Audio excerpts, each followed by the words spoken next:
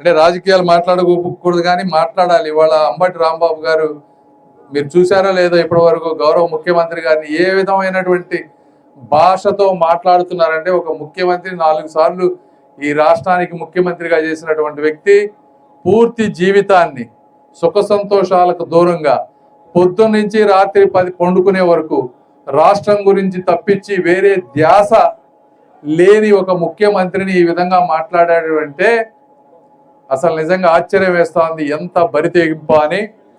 అయితే ఒకటి, అంబటి రాంబాబు గారు ఇప్పటి వరకు మీరు చేసిన వరకు సహనంతో ఓపికతో భరించారు ప్రభుత్వం కూడా. ఈ రోజు నుంచి మీకు నిజమైన సినిమా ఏంటో త్వరలో చూస్తారు.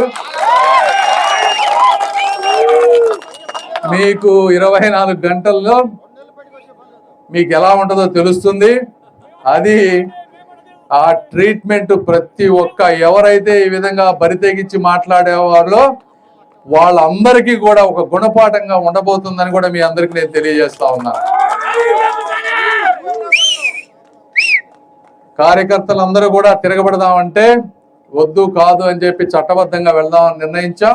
చట్టబద్ధంగా వెళ్తారు. అంబటి రాంబాబు గారికి తెలుస్తుంది ఇంకొకసారి అట్లా చేయకుండా ఉండడానికి. ఏదేమైనా